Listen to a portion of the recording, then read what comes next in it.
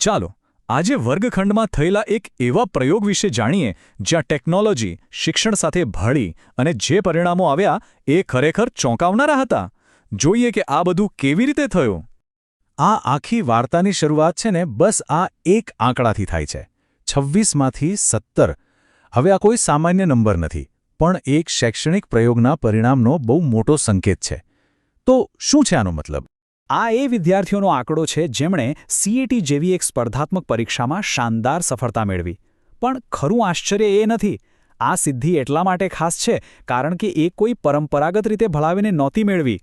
અને બસ આ જે સવાલ છે જે આપણને આખી વાતના મૂળ સુધી લઈ જશે. જો ક્લાસમાં કોઈ લેક્ચર જ નહોતા થયા તો પછી આ સફળતા આવી ક્યાંથી? એની પાછળનું કારણ શું હતું? તો આ અસાધારણ સફળતાની કહાની આપણને લઈ જાય છે ગઢ પ્રાથમિક શાળામાં. ચાલો આખી ઘટનાને થોડી નજીકથી સમજીએ. તો જગ્યા છે ગુજરાતનું ડેડિયાપાડા અને ત્યાં આવેલી છે ગઢ પ્રાથમિક શાળા. પડકાર હતો CET પરીક્ષા પાસ કરવાનો અને 26 વિદ્યાર્થીઓ આ પડકાર માટે તૈયાર થઈ રહ્યા હતા, જેમને માર્ગદર્શન આપી રહ્યા હતા રોહિત પટેલ. તો આ અદ્ભુત પરિણામ પાછળનું સાચું કારણ શું હતું? જવાબ છે એક AI ટૂલ. એક એવી ટેકનોલોજી જેણે શીખવાની આખી રીત જ બદલી નાખી. આ ટૂલનું નામ છે એડ્યુટર.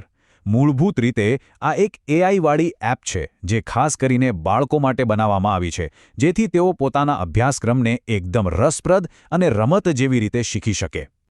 પણ એક મિનિટ, વાત ખાલી ટેકનોલોજીની નથી. એનાથી પણ વધારે મહત્વનો હતો ભણાવવાની પદ્ધતિમાં આવેલો ફેરફાર. અહીં શિક્ષક વ્યાખ્યાન નહોતા આપતા, પણ ફક્ત માર્ગદર્શન આપી રહ્યા હતા. જુઓ, સામાન્ય રીતે શિક્ષક શું કરે?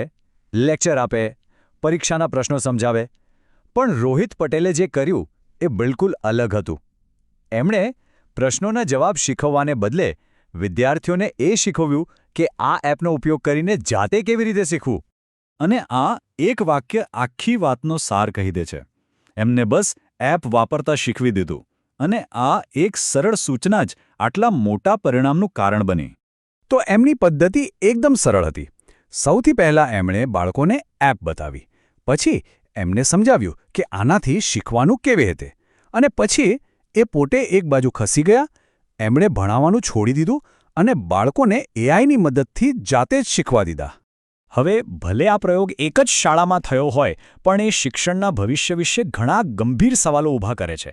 આ કેસ સ્ટડી આપણને શું કહેવા માંગે છે? આગળ વધીએ એ પહેલાં ચાલો ફરી એકવાર પરિણામો પર નજર કરી લઈએ. 26 વિદ્યાર્થીઓમાંથી 17 વિદ્યાર્થીઓએ ઉત્કૃષ્ટ પરિણામ મેળવ્યું. આ સફળતાનો દર ખરેખર પ્રભાવશાળી છે.